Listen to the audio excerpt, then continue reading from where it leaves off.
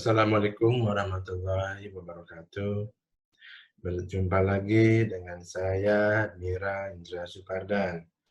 Untuk pertemuan kali ini, kita akan membahas sebuah teori tentang feminisme. Mungkin dari ibu-ibu dan bapak-bapak sekalian masih ada yang belum paham dengan teori feminisme, sangat-sangat dimengerti. Maka dari itu, saya memberikan kuliah ini secara gratis kepada kalian. Oke. Di sini ada quote yang sangat bagus menurut saya pribadi. Jika kalian mengedukasi seorang laki, maka kamu hanya akan mendidik lelaki itu. Tapi jika kalian mengedukasi atau mendidik seorang perempuan, kamu akan mendidik sebuah generasi.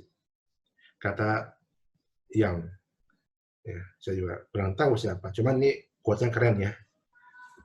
Oke, nah sebelum kita mulai ke topik pembahasan kita yaitu tentang feminisme, sebentar saya nyalakan dulu lampu sebentar. Oke, sebelum kita memulai pembahasan ini, saya ingin bertanya kepada kalian, apa yang dapat kalian katakan atau hal apa yang muncul dalam benak kalian jika kalian mendengar kata feminisme? Ya, salah. Ya, yang betul adalah, oke, sebentar. Ini yang betul. Nah, kalau kalian tiba-tiba nanti ditanya, bro, apa itu feminisme? Nah, jawab saja seperti ini. Feminisme itu hal-hal yang berkaitan tentang penyetaraan gender atau penyetaraan hak-hak wanita dan lelaki. Ya, jadi apa yang dimaksud dengan penyetaraan hak? Oke, jadi seperti ini, teman-teman. Pada zaman dahulu kala, ketika wanita sangat-sangat dianggap asing oleh dunia, keberadaannya itu sangat tidak dihargai dan tidak diakui. Itu terjadi tepat di tahun di abad 19 dan sebelumnya.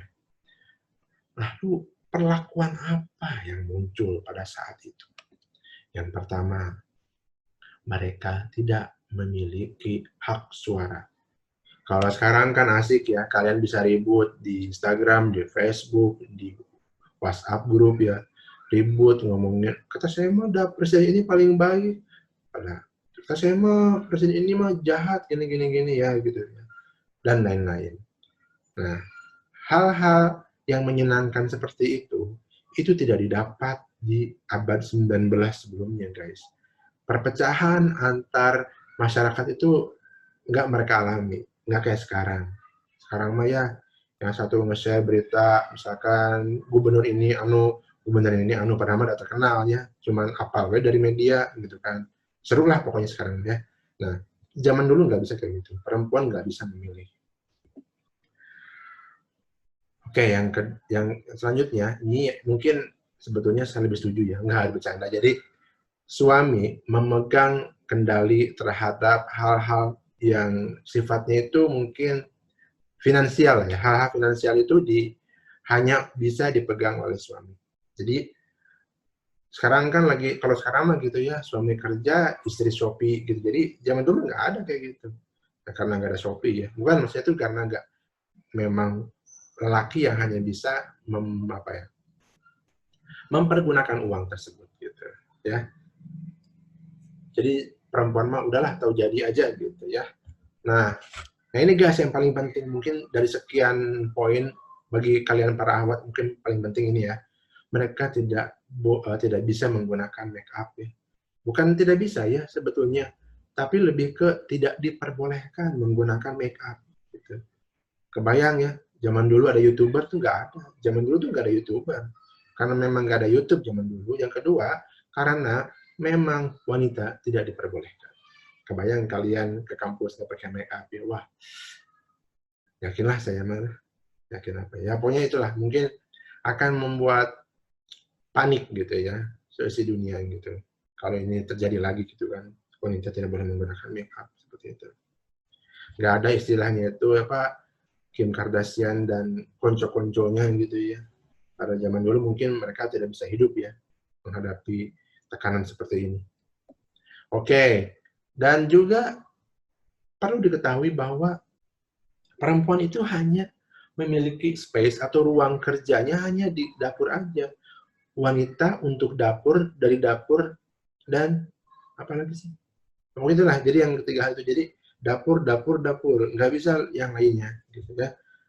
Jadi kalau kalian misalkan mau apa-apa, misalkan mau, saya ingin melakukan sesuatu di luar dapur, wah itu sulit untuk kalian lakukan sebagai wanita ya.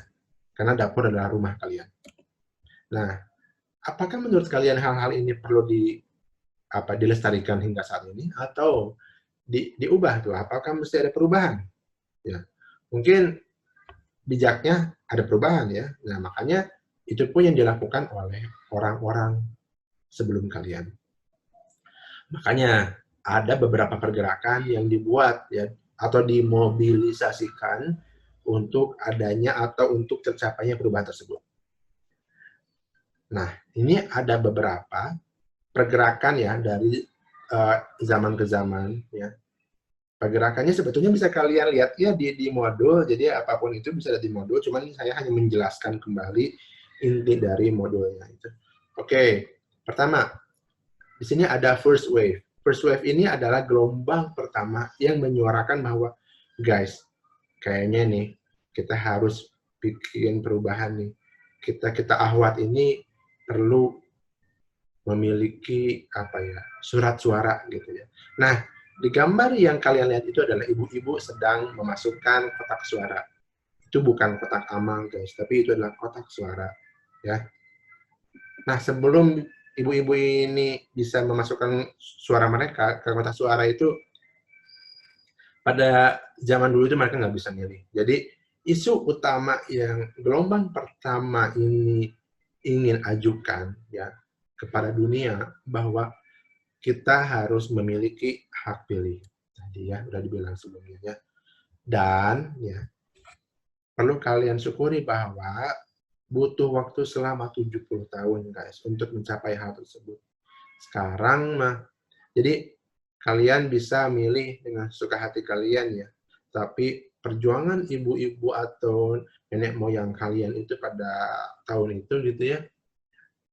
Jadi mereka hanya bisa memperjuangkannya.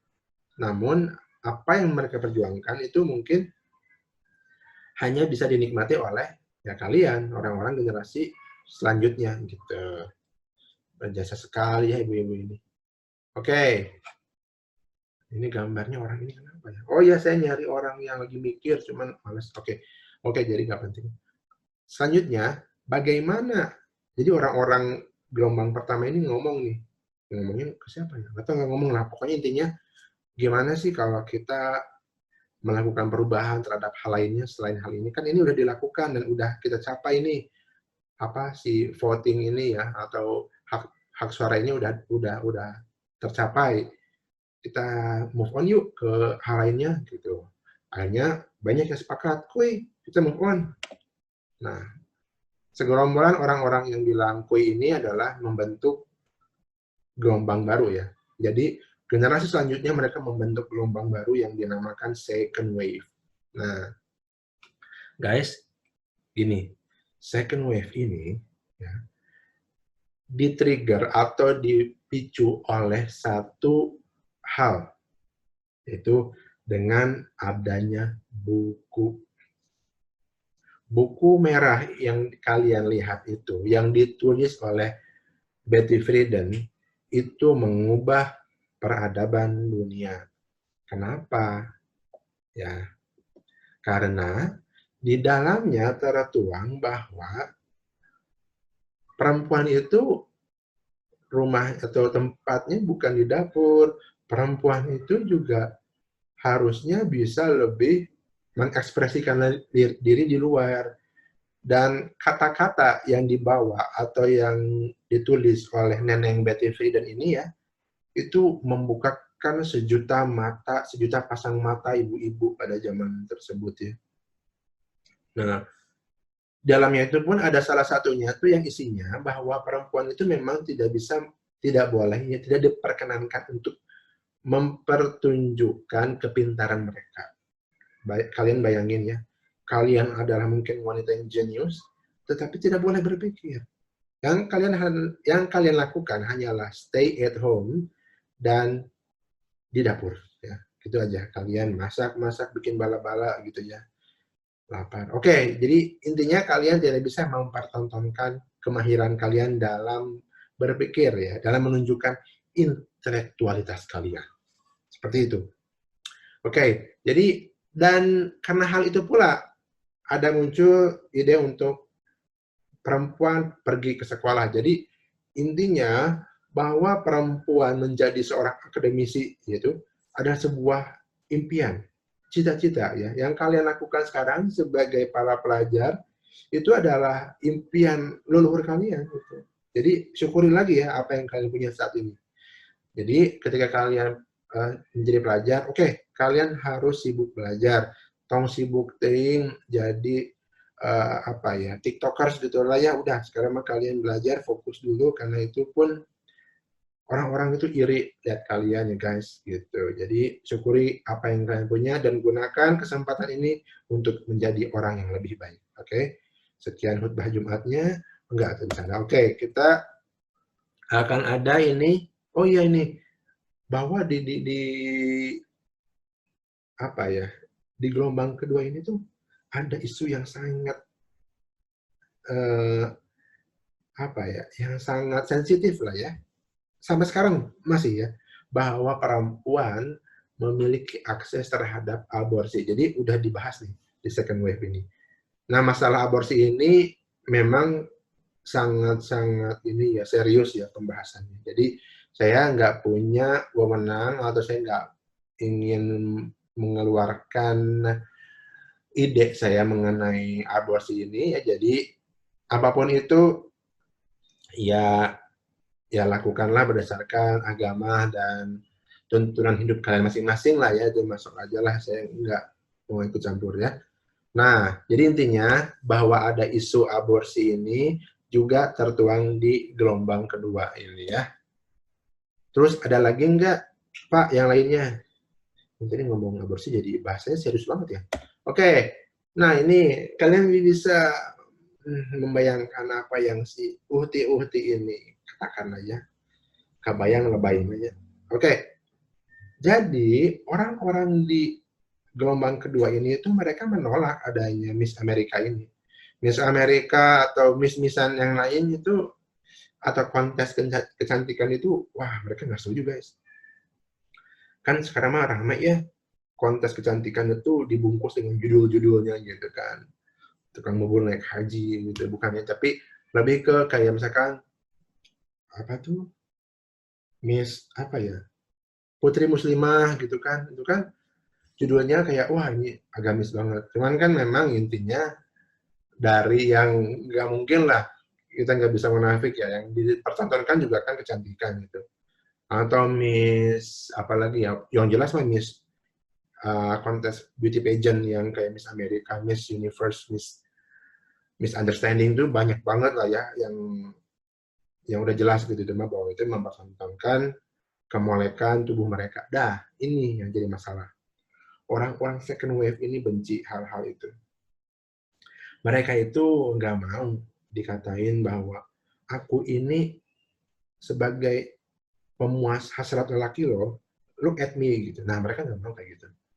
Makanya itu, kalian pernah nggak sih ngeh gitu bahwa feminisme itu diidentikan dengan cewek-cewek yang atau perempuan-perempuan yang kaku gitu, yang formal, yang dikit-dikit kesinggung, dikit-dikit kesinggung. Nah, sebetulnya itu muncul di sini nih, di second wave ini, di gelombang kedua ini. Jadi sentimen bahwa perempuan tidak ingin dijadikan objek itu gara-gara lelaki loh guys. Jadi pada cowok, para cowok zaman dulu itu bilang, ah apaan sih ini ganggu banget ya, gengges nih gelombang kedua ini, karena perempuannya mengganggu apa ya, kenikmatan kita gitu. Nah, Apakah kalian setuju tentang pandangan gelombang kedua ini? Karena di gelombang selanjutnya kita akan melihat hal yang kontras gitu ya. Oke, gelombang ketiga adalah gelombang yang sedang terjadi ya. Dan setiap pergerakan itu pasti ada triggernya atau alasan atau pemantiknya. Lalu apa pemantiknya? Apa yang menyebabkan gelombang ketiga ini menyeruak ke permukaan? Adalah Anita Hill. Dia wanita yang memiliki peranan penting di gelombang ini. Ibu-ibu ini dia itu apa ya? Mengangkat isunya dia akan pelecehan seksual yang terjadi di tempat kerjanya itu hingga ini Mahkamah Agungnya mungkin ya. Jadi dia itu melaporkan ini yang mungkin sekarang mah ya kalian ada pelecehan itu masuk sidang itu udah biasa. Tapi di zaman atau di tahun 91 itu sangat langka guys. Dan ini makanya ini menjadi sebuah trending topik pada saat itu ya. Karena dia berani mengangkat suara bahwa ada terjadi pelecehan oleh atasannya terhadap dia di tempat kerja. Jadi muncullah apa ya riak-riak dari kaum perempuan di tahun ini. Adapun perubahannya, jadi ada beberapa versi ya yang bilang bahwa ternyata yang gelombang ketiga ini muncul gara-gara ada ini nih, ada genre atau genre musik yang namanya itu Riot Girl gitu ya. Jadi girlnya mau kalian lebay-lebayin. Pokoknya intinya itulah ya. Itu bukan typo, R-nya banyak. Bukan alay juga. Ya alay mungkin lah pada zamannya. Ya, jadi di genre ini itu benar-benar membuat sebuah perubahan di dalam masyarakat. Nah, di dalamnya itu ada ya jadi di genre musik ini tuh ya alirannya tuh punk ya. Yang isinya tuh perempuan gitu kan. Mungkin kalau sekarang mungkin kalian tahu ya lagu-lagu punk perempuan. Siapa ya? Enggak sih, sekarang udah jarang sih. Udah, maksudnya masih ada cuman underground gitu. Nah, jadi pada masa itu si kelompok band ini tuh menyuarakan pendapat mereka melalui lagu, ya, lagu-lagu dengan genre punknya mereka gitu ya. Kalau punk itu di kita mah identik dengan apa ya? Dengan orang yang ada di pinggir jalan di lampu merah nyetop mobil truk ya itulah ya punk di kita mah seperti itu. Nah kalau di sana itu punk itu memang hardcore banget ya dalam mengkritisi pemerintahnya itu beneran berani banget. Lihat aja Green Day gitu kan, salah satu pionir atau salah satu figur yang penting dalam punk gitu ya. Nah, juga mesti kalian sadari bahwasanya tadi udah bilang ya bahwa buku menjadi trigger sekarang genre music gitu, sebuah sastra gitu menjadi pemantik sebuah perubahan dalam masyarakat. Jadi kalian tidak bisa lagi mulai sekarang melihat bahwa ini cuma lagu biasa, nggak akan ada pengaruhnya. Tunggu dulu. Kalian ingat Iwan Fals, bagaimana lagunya booming hingga akhirnya menjadi sebuah soundtrack soundtrack dalam mengkritisi pemerintah. Jadi kalau kalian lihat channel-channel di TV One atau Metro TV dan lain-lain suka ada dengan backsoundnya Iwan Fals yang mengkritisi pemerintah. Jadi hal-hal seperti itu memang tidak bisa kita abaikan guys. Yang namanya sastra itu pasti memiliki pengaruh yang sangat masif ya atau besar sekali terhadap pemerintah atau masyarakat gitu ya.